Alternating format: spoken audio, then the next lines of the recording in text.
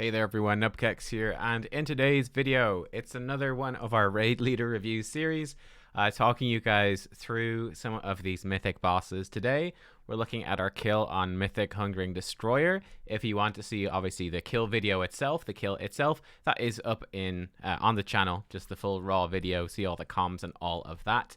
I'm going to let this play out a little bit, because we need to see some UI elements here to actually understand what's going on. But I would say that Hungering Destroyer is, I'm going to pause it just 1 second. There we go. Perfect. Hungering Destroyer is, I think it's still a fairly easy boss, but whereas I would say that Shriekwing and Huntsman Altmore were extremely easy bosses, which are more about just not being terrible rather than any actual skill. I would say that Hungering Destroyer is probably the first boss that does start to actually involve some player skill, like in a meaningful way for Mythic. So yeah, let's dive into this. Now, on Mythic difficulty, this is normally like the trait of a good boss, but I don't think it quite works with Hungering. I think it's still a relatively boring one, but the trait of a good boss on Mythic is usually that the Mythic mechanic has a pretty large impact. It's pretty meaningful.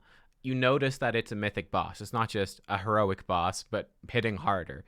That is certainly the case with Hungering. The Mythic mechanic really does define how you do the fight. So, broadly speaking, in terms of strategy, we're doing the strategy that you guys are probably doing in normal, maybe, certainly in heroic, where we're going to have the team split across 4 markers. You can see that in the note over here, these are the default positions for everyone. So we have 5 players assigned to each marker by default.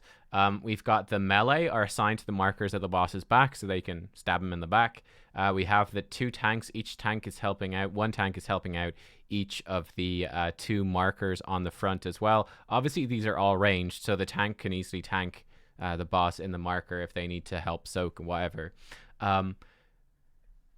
We have 4 miasmas on Mythic difficulty. These are these circles. You can see this absorb sort of bar on my health bar. And what this does, you can see all 4 of these are tracked right here. So you are assigned a marker, and then you go to your newly assigned marker. Much like the other difficulties, you can't be healed when you have the miasma, so you're slowly ticking down. But when other players step inside the circle, they start to get damaged by the miasma, but that damage starts to heal you.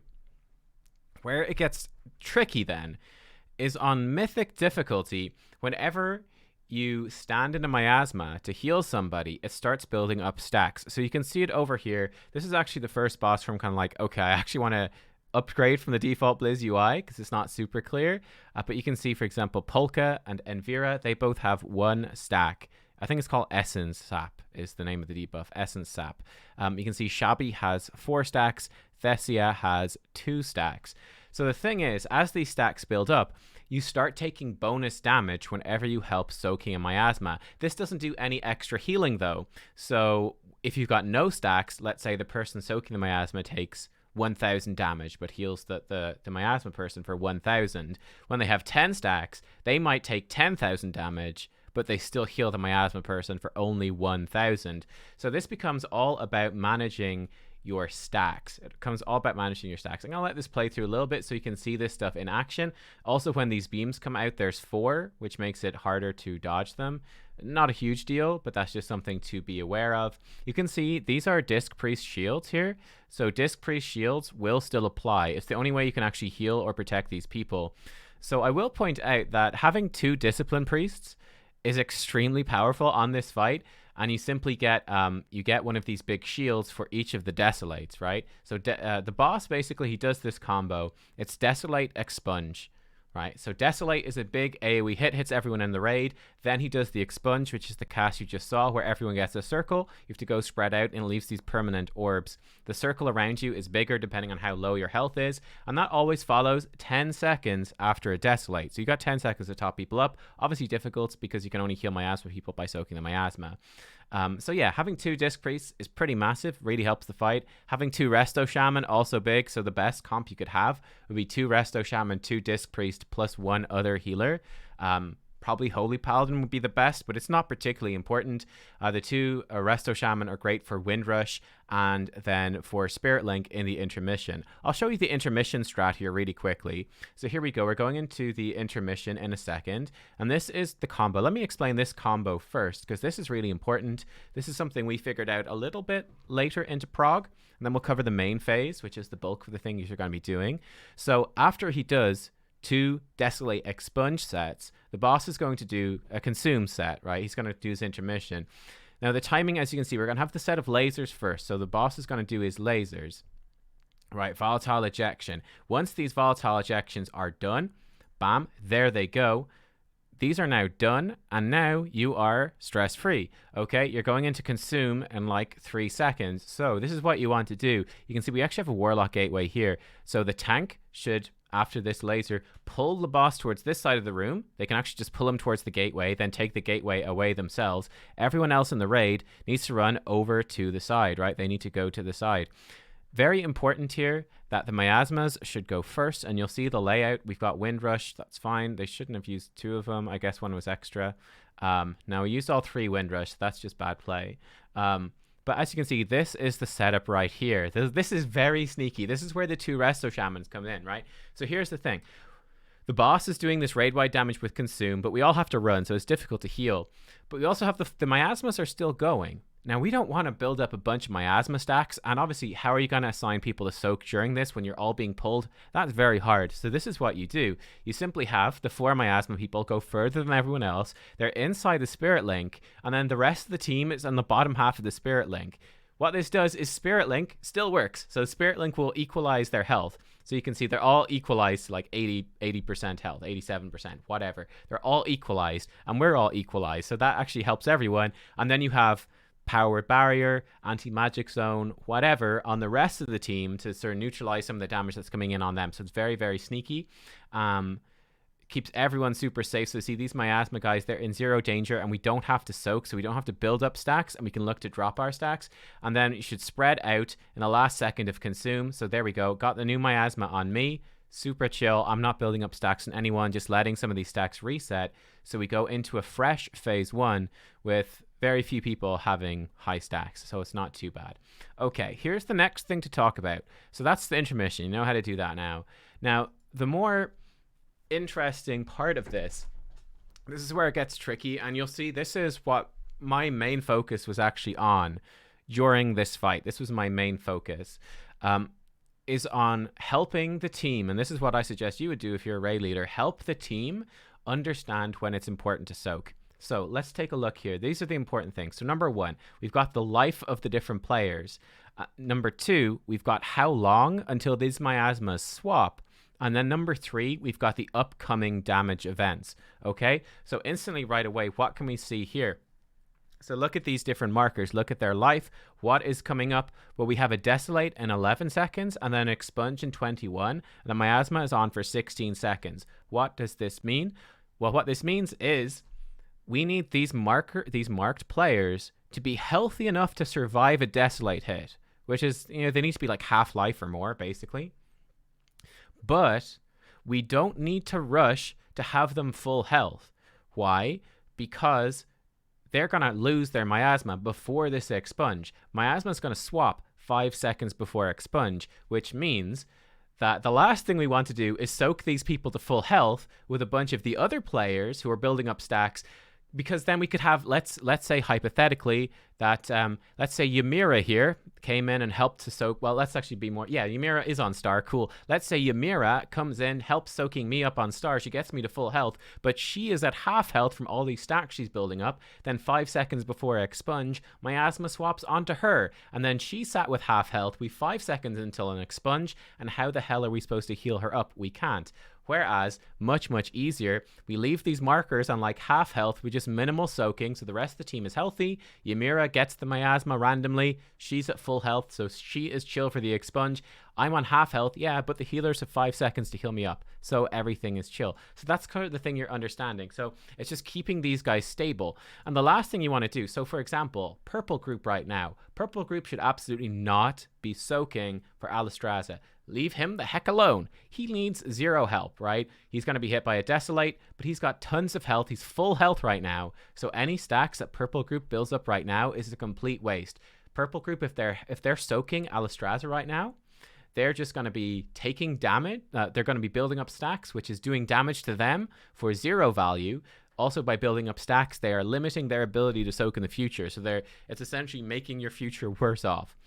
So essentially at this point, as the raid leader, you're going, okay, just light soaking, guys. Just keep the group stable. Keep them stable for Desolate. That's all you're looking to do. Just keep them stable, which means like one person to help soak is really enough.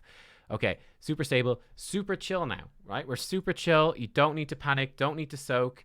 Keep them stable, but it's not important. It's not important. Here we go. The Desolate's out. Don't need to worry. Now it's swapped, right? So now it's like, okay, now you would help soak these guys up. So help them out a little bit here as much as you can. Then spread for the expunge. Watch out for the expunge. We're coming back in. You can see this is dangerous. So this wasn't handled too well. Right? We could have handled that a little bit better. Move quickly to the new markers. Be quick to help those guys soak. We lost a person there probably from being slow to help soaking. Again, for this set is not a stress. Look at this set. One of our guys died with the marker on, but imagining this set right here, right? Do we need to rush to heal these people? No, we don't. We needed to heal them up before that expunge, help them out before the expunge so they can live that. But then afterwards, you're super chill. Just keep them a little bit stable. Make sure they have enough health to survive a laser if they get a laser. And soak them up if they get a laser. But apart from that, you're chill. This set is the more dangerous set. So what is happening with this set of miasmas? They're here for 21 seconds. They're going to be hit by a Desolate, and they're going to get hit by an expunge. So this miasma set is very bad. Now, the good news is that after that, you're into an intermission, which is super, super chill. So this is the bad miasma set. So this is where you're looking to soak. And this is where you're going, I haven't hopefully built up too many stacks. I'm actually somewhat high, 9 stacks. But yeah, it's just keep them relatively healthy. Just make sure that they're going to be safe for the Desolates, for the expunges, whatever. Cool. So they're super healthy here. We don't need to stress. Super nice. Great. Okay. And that's the point where you're looking to soak. Again, you don't need to rush to soak them here. And again, these guys, you can do a little bit of soaking, but it's really just keep them stable. Make sure they can live the laser. But that's basically it, right? You're not worried about them apart from that. So for example, like Polka could probably do some extra soaking. Now look at this. Look at this. I want to rewind this slightly because look at this. Look at this, right? The lasers have gone out. What am I doing with the miasma? I'm already going to consume. I think this is really important to emphasize for your groups as well. Because players are going to be slow. They're DPS whores. They're going to be slow, right? Marksmanship hunters are especially bad for this, right? You'll be calling to go for the consume. You'll already be there. You'll look back and you'll see a marksmanship hunter. Because in the marksmanship hunters, head, you understand they're a hunter. They've got relatively small brains. Okay, that's fine. They're a DPS player. They're relatively small brains. But they're just there. They're looking and they're going, I know the raid leader is saying to move. I know I should move. I need to be in position early. But Marksmanship Hunter is really good on DPS meters right now. This is my turn in the expansion to shine. Should I move now or should I finish this aimed shot? If I move, I'll cancel my aim shot. I can't have that. So just emphasize for people. Try to encourage people to move quickly. So you can see the consume comes out. I'm already over here. Players can move in. The rest of the team that don't have miasma can get in here safely. They're not worried. Like, it's not like the worst thing you could do is like the other 16 players are stacked in the right spot. Then here's me with the miasma coming really late. I run over all of them. I start building up stacks and everyone. I refresh all their stacks. I'm already here. I'm already ready. I'm already in position. Yeah, to just minimize that hassle. It's just about being clean with it. You don't even need to worry, I think, overly much about your stacks, right? The main thing is just, for the most part, simply soaking when it matters to soak is good. So again, right here, Nafaro, she maybe needs a little more help here. There's a Desolate coming out. She just needs to live that Desolate, though. Again, it's going to swap before the expunge. So just help her out a little bit. Okay, my stacks are a little bit higher, but that's okay. Step out because she's fine right now. And again, Thoval's coming in. You know, I could potentially help him out before this expunge. I'm going to try to reset my stacks right here, though, but not too crazy worried about it. right? Not too crazy worried. He's quite healthy. Don't need to stress very much. We'll be okay. Looks like green marker didn't get any help. They probably mismanaged their stacks. Like here, Thovold, don't need to heal him up. Just leave him. He's going to live that laser beam. He's fine. And now the things swap and we're good, right? Desolate, Expunge, both happening during this. So now I've reset my stacks. I'm good to go in. I'm basically going to be making sure that my player here, that he survives this Desolate Expunge. So he's topped up now. I'll just keep him topped up a little bit for the Expunge, and then I'm going out, right? Cool, and we're done. Basically, these are going to drop, they're going to swap, and that's all we've got going, right? We've got, okay, here we go. I get the thing. That's fine. Another interesting thing to note is, I will say you can sometimes be unlucky here, but I've got this miasma, okay? This means that my stacks will always drop after the miasma, so you're always guaranteed. Because you have 4 miasmas, you're guaranteed to have 4 players that are able to soak after every miasma swap. Because the people that had miasma before don't have any stacks. They have 0 stacks. They are prime soaking targets. That's one thing you'll notice this weak aura is doing. This is the limit weak aura. So the limit strat is slightly different. That requires much more adaptive gameplay. I don't recommend it for most guilds because I think it requires too much skill, basically. I think just keep it simple is the best rule of thumb. So you could potentially be very unlucky. Let's say, for example, that, well, obviously he's a tank. He's not going to get it. But let's say the other 4 guys all get a mark, right? They all get miasma. Altraza, Killer, Thessa, Crusher. They all get miasma. They all spread out. Very difficult for whoever's on green marker. Only the tank could be left to soak them. So that's very bad. You're probably screwed, but that's quite unlucky. Again, they could come back afterwards, and then you could have everyone on the other markers could all have stacks, right? And then the 4 people with no stacks are all on green, which would be over too many people to help soak on green. So they might have to, in that circumstance, move over and help another marker. But I think that's difficult, so generally ignore it. Anyway, you can see what's happening here. So we're going to have these lasers. Deal with the lasers. They're going to move out with the lasers. And again, Consume's coming in. We're moving across. Already there, out of the way. You can see these time the group, they're very slow this time, too slow, and you can see that the placement then is a little bit sloppy. So they floundered a little bit there, and then not spreading out quick enough. So it does give a few stacks. It's not the end of the world, but whatever. Watch the beams. Cool, cool, cool. And again, these guys need to be helped out, so go help them out. I should probably be standing in that one. Help them out for this Desolate, but they just need to live it now. They're fine now, so you wouldn't soak at this point. They're super safe. They even have shields on them. They live the Desolate. The thing swapped. We're all good, right? We're all good. So again, you can see the rhythm of it, right? You just help the first set, live the Desolate. More importantly, make sure that you don't have anyone really low with Expunge. So like if I pause right there, you can see here that over on purple marker, look at the size of this circle because he is low on health. He didn't get enough soaking, so his fucking circle is massive. That's difficult. That's going to clip lots of people. He actually dies right there. Yeah, so that's where helping people out before that Expunge is important, and that's generally the order of it. This set is easy enough. You just need enough to survive the lasers. And then here's the second set. This is the more difficult one, which is you've got, again, all the miasmas need to live Desolate and Expunge. So this is where you're looking to soak a bit more intensely, right? Because you need to have these guys reasonably topped up. You can see I'm in there soaking. You need to have them reasonably well topped up before the Expunge comes out so that they can actually live it. And yeah, there you go. That is basically the fight. You can see it does last fairly long. We obviously lost a bunch of DPS here as we were going. That was weird. Void Torrent went on someone else. That was funny. I thought this is a pretty good play. So we're going to disperse that last bit. Even though I have the miasma, this was kind of nice. Clear out some of these orbs that are sort of in the way and then move across. So I thought that was good. I was proud of myself for that play. DPS play was shocking here. I think I power infused during an intermission. But yeah, disperse the laser and clear out a couple of orbs and be pretty much in position on time. That's the sort of thing that you're looking to do. Just smart use of defenses. I'm going to do a whole video on defensives in the next few days. But yeah, the boss will basically fall over. Now, to be fair, I didn't mean to hit that orb. That was just me derping around. But yeah, the boss is dead at this point. Obviously, he's low enough. Certainly, I will say that this boss, if you lose people early, you're probably going to be fucked. You can, in the last like 20%, if you lose a couple of players, though, it's okay. But certainly, if you lose players too early, then, you know, more players... Having less players means that there's going to be more stacks and more people. This means more healing is required, and it just sort of all snowballs. It makes your raid group a whole lot less stable, whereas having people sort of be at a consistent level is good. But yeah, there you go, guys. That is that's Hungering Destroyer. Like I said, it's a somewhat tough boss. I really recommend this. This is, by the way, the Limit Weak Aura. So just search for Limit Weak Auras. You'll find it. That's the most important thing that you need to know. Make sure you can clearly see your marker. So I think I have a...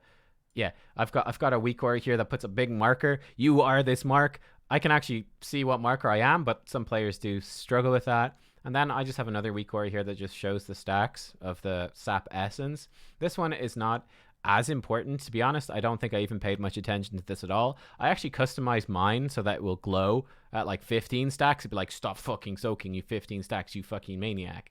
But yeah, I mean, honestly, you don't even need to worry about the stacks too much. So long as you're soaking when it makes sense to soak, honestly, the stacks sort of figure themselves out. The stacks will go wrong, though, if you're randomly like, if you're soaking someone that's full health when they don't need it and the miasma's about to swap, yeah, the fight's going to be really hard. You're going to have people dying all over the place, and you're not going to know why. Well, now you know why. That's why. But there you go, guys. Yeah, that's the fight. Hope you enjoyed. I'll see you next time. Bye-bye.